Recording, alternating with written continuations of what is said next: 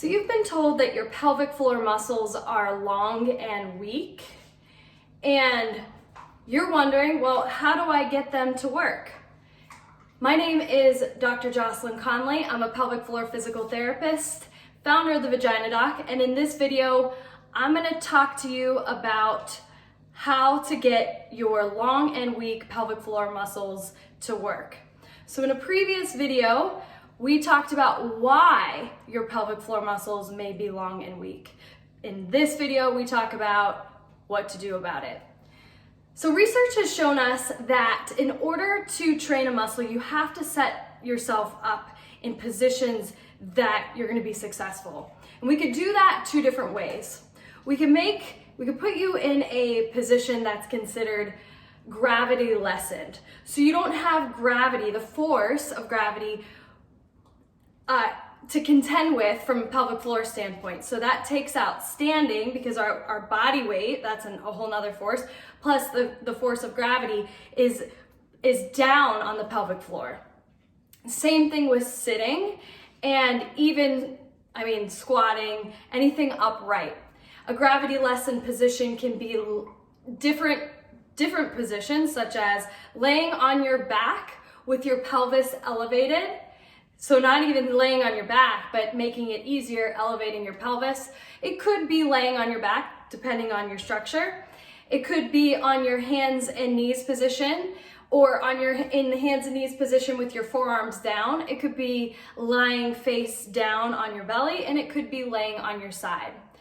The second thing you could try is finding a familiar position that you have history of, that you could say, hey, I know that I was able to contract my pelvic floor muscles in this position. It made sense.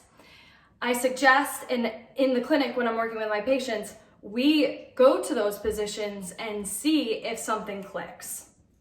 Now, the second thing that we get into is research shows us that muscles that are struggling to work do better in a shortened position. So what that looks like is if I were holding a weight and I wanted to curl the weight, it would be easier to start from here where the bicep is shorter versus in its completely elongated state.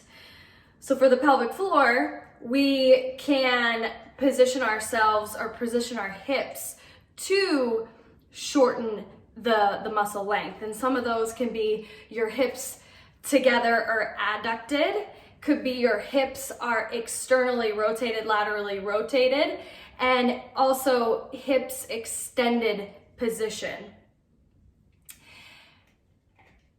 We could try those positions in isolation, or we can combine those motions together. Often they're combined together. The last thing is, last but not least, research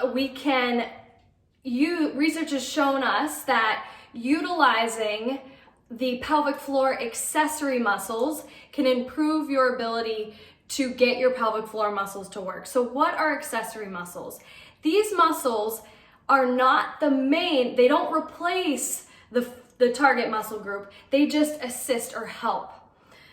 And for the pelvic floor, the key accessory muscles are groin or adductor muscles, our deep hip external rotators, such as our glutes. Well, that's not a deep one, but that's just a hip external rotator. And then deep hip external rotators, such as the obturator internus, plus others.